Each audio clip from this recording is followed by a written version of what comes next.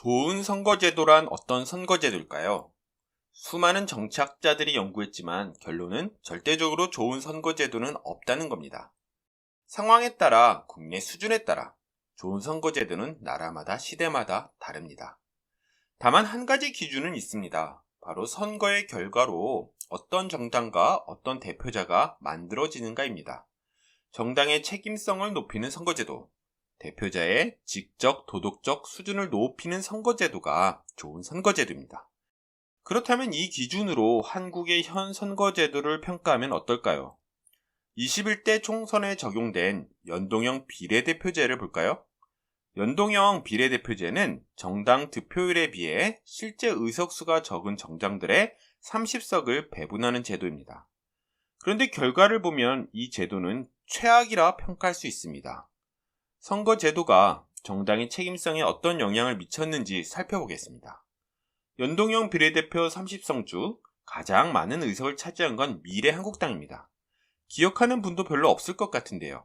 미래통합당의 위선정당입니다.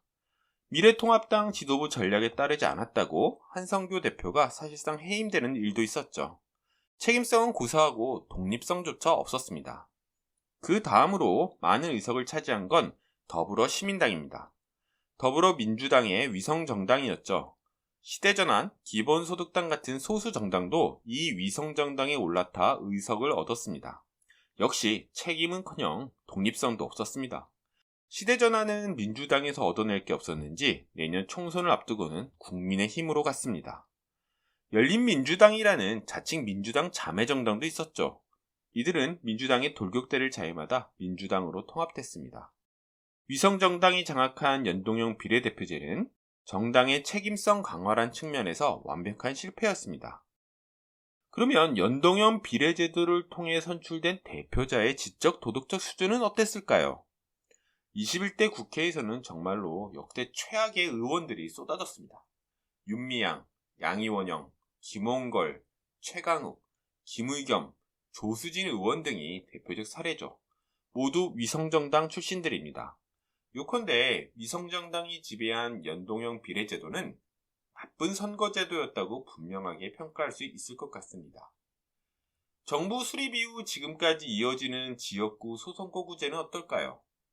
지역구에서 1등 득표자만 한 명 뽑는 소선거구제는 현역과 심판자라는 양자구도가 반복되기 때문에 오랫동안 지배적 자리를 차지하는 두 정당이 압도적으로 유리합니다.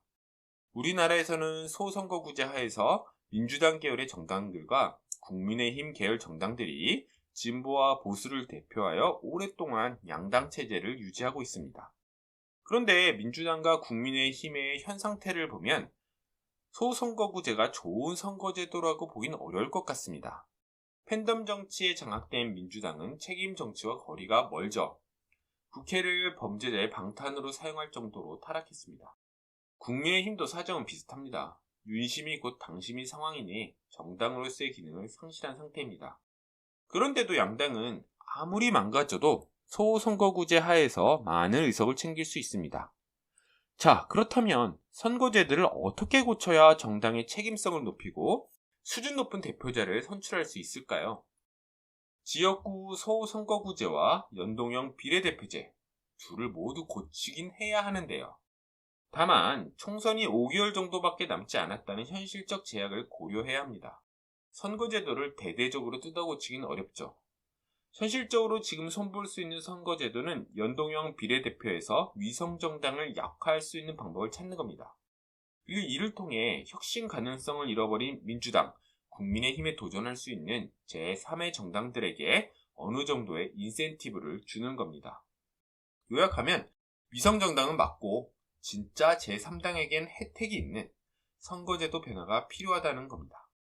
진보진영 일각에서는 소선거구제를 아예 북유럽식의 비례대표제로 바꾸자고 주장하기도 하는데요. 의석 전체를 정당 투표에 비례 나누는 겁니다.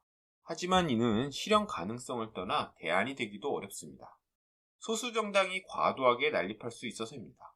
소선거구제 기반에서 연동형 비례로 제3당의 숨통을 틔워주는 것과 전혀 다른 이야기입니다.